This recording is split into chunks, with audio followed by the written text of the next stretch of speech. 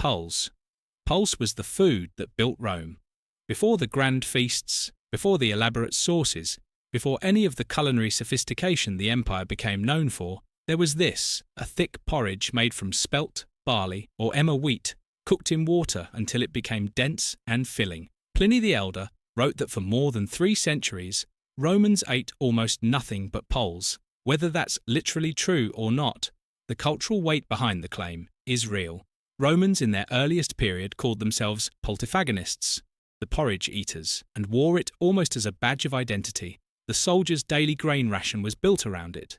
The farmer eating before dawn was eating it. The urban poor were eating it. It was eaten plain, or dressed up with olive oil, cheese, honey, or whatever was available. The Apicius cookbook, compiled around the 4th or 5th century AD, and the only surviving cookbook from ancient Rome, still includes Puls, not as a relic, but as a base recipe that elite cooks built upon. It's not glamorous food, but nothing in Roman history fed more people, for longer, than this porridge. Garum. Garum was the condiment that defined Roman cooking the way salt defines ours today. It was a fermented fish sauce made by layering fish, typically anchovies, mackerel, or sardines, with large amounts of salt, and leaving them to break down in the sun for months. What collected at the bottom of the vats was garum, an intensely savoury, pungent liquid that Romans poured onto nearly everything they ate. The Apicius cookbook references it in over 300 of its 459 recipes. It showed up in meat dishes, vegetable preparations, sauces, and even some desserts. The smell was notoriously powerful. Production facilities were legally required to be built outside city limits because of it. But used as a seasoning rather than consumed on its own, garum functioned almost exactly like soy sauce or fish sauce does in modern Asian cooking, adding deep umami without an overtly fishy taste. The best grades were extraordinarily expensive. Pliny the Elder recorded that a premium batch of mackerel garum from Cartagena, Spain, called Garum sociorum, cost 1,000 sestertii for about 1.5 gallons, roughly equivalent to a Roman soldier's annual pay. When Mount Vesuvius buried Pompeii in 79 AD, archaeologists later found a perfectly preserved garum shop, its storage jars still sealed, with fish remains that helped confirm the exact season of the eruption. Panis. Bread was the other pillar of Roman daily life, and the Romans took it seriously enough to regulate it at the state level. The government distributed free grain, and eventually free bread, to the urban poor of Rome under a system called the annona. At its height, hundreds of thousands of Roman citizens received bread subsidies. The bread itself came in many grades. The wealthy ate white bread made from refined flour, while the poor ate coarser loaves made from bran-heavy wheat, spelt, or barley.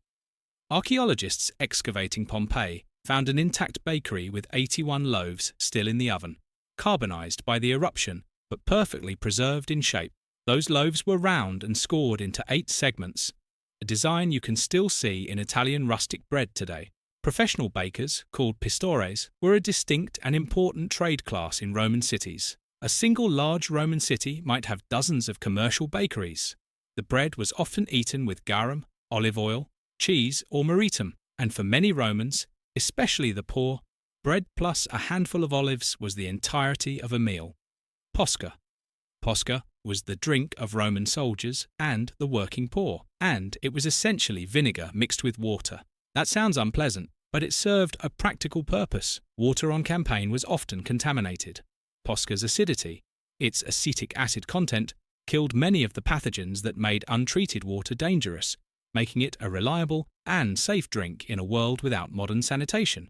Roman legions received vinegar in their standard rations specifically for this purpose. The flavour was sharp and tart, but soldiers apparently developed a preference for it, and historical sources suggest many continued drinking it, even when better options were available. Posca also appears in the New Testament. When Christ was on the cross and asked for a drink, the liquid offered to him on a sponge is described as oxos in Greek, the word used for Posca. Whether that gesture was cruel or merciful has been debated for centuries. The drink essentially disappeared after the fall of the empire, when the trade routes and military logistics that had made vinegar a mass-distributed commodity collapsed, and was largely forgotten by medieval Europe. Dormice. Glis glis. The edible dormouse was one of ancient Rome's most famous luxury foods, and the Romans went to considerable lengths to produce them at scale. Wealthy households kept dormice in specially designed clay containers called gliraria, terracotta jars with air holes, smooth inner walls to prevent escape, and internal shelves where the animals could nest. By controlling light and food, keepers could induce the dormice to fatten rapidly, producing a small, rich, tender animal that was considered a premium delicacy. They were typically served roasted, stuffed with a forcemeat mixture of pork and pine nuts, seasoned with pepper and garum, or dipped in honey and rolled in poppy seeds. Apicius includes specific recipes for them. The dormouse course appeared at the beginning of formal Roman banquets as an appetizer. They weren't cheap. Only the wealthy could afford to maintain a glirarium and serve dormice regularly. In Roman food culture, the dormouse functioned less as a nutritional staple and more as a status signal. Serving them told your guests something about your wealth and sophistication. The practice was eventually banned briefly by Roman censors on the grounds of excessive luxury, though the ban appears to have been largely ignored. Mulsum. Mulsum was honey wine, a mixture of wine and honey that served as the standard aperitif at Roman dinner parties. It was typically offered at the start of the meal alongside the gustus, the Roman equivalent of appetizers, before the main courses arrived. The recipe was simple. Pliny the Elder recommended mixing old wine with boiled honey, while the agricultural writer Columella preferred adding honey to grape must during fermentation and aging the result for 30 days before drinking. The sweetness balanced the often sharp, austere quality of Roman wine, which was made from wild or semi-wild grape varieties, significantly more acidic than modern cultivated grapes. Mulsum is considered one of the earliest recorded forms of mead-adjacent beverages in the Western world. It was sweet, moderately alcoholic, and generally more affordable than pure honey, which made it accessible across economic classes, not just the wealthy. At formal Roman dinners, the serving of Mulsum marked the official opening of the social event before conversation, performance, and the serious eating began. Moretum. Moretum was the ancient Roman equivalent of a herb dip or spread, eaten with bread at nearly every level of Roman society. The ingredients were ground together in a mortar, which is where the dish gets its name, and typically included soft fresh cheese, garlic, a wide range of fresh herbs like parsley, rue, coriander, and mint, with olive oil and a splash of vinegar to bring it together. The result was a dense, aromatic, aggressively flavoured paste, green with herbs and sharp with garlic. The poet Virgil wrote an entire short poem about it, describing a farmer named Simulus waking before dawn, going to his garden to harvest 4 heads of garlic and a bundle of herbs, and preparing Moretum for his day's work. Food historians regularly identify Moretum as a direct ancestor of modern pesto. The technique of grinding herbs, cheese, oil, and aromatics together in a mortar is essentially identical. Columella documented the recipe in his agricultural manual De Re Rustica in approximately 60 AD. It was practical, cheap, required no cooking, and could be made entirely from what a small farm produced. For the Roman working class, it was a way to make plain bread into something worth eating. Libum. Libum was an ancient Roman cheesecake, and it occupied a unique place in Roman culture because it existed simultaneously as everyday food and as a sacred offering. The recipe comes from Cato the Elder's agricultural writings from around 160 BC, making it one of the oldest documented Roman recipes that survives. It was made from fresh cheese, typically a soft ricotta-like cheese mixed with flour, egg, and honey, then baked on a bed of bay leaves. The result was a small, dense, slightly sweet cake with a savoury background from the cheese. Families offered libum to the Lars, the household gods who were believed to protect the home during religious observances. Once the offering was made, the family ate what remained. This dual function, sacred offering and household dessert, made it a fixture in Roman domestic life across all classes. The bay leaves it rested on during baking left a faint herbal aroma on the bottom of the cake. Modern food historians who have reconstructed the recipe describe it as tasting somewhat like a dense baked ricotta with mild honey sweetness. Simple, but genuinely good. Isicia Omentata.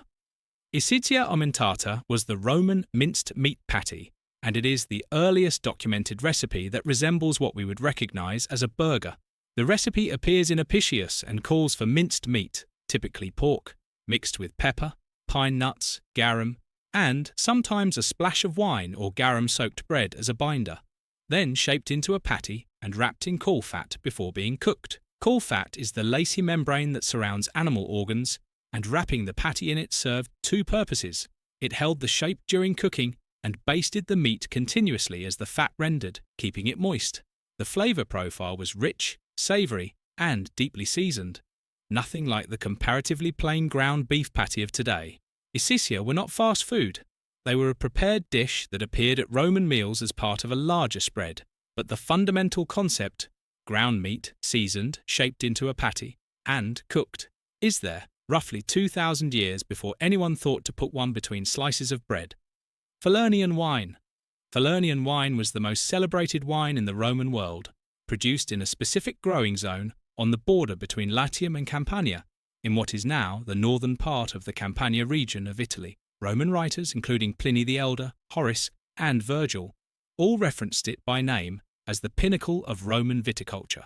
It came in 3 recognized grades depending on which part of the Falernian zone it came from. The most prized was from the upper slopes, considered the most powerful and age-worthy. Falernian was a high-alcohol, amber-coloured wine made primarily from the Armenian grape variety, known for its richness and ability to age for decades. Pliny recorded wines aged over 100 years, though he also noted that very old Falernian had become so concentrated it could be ignited with a flame.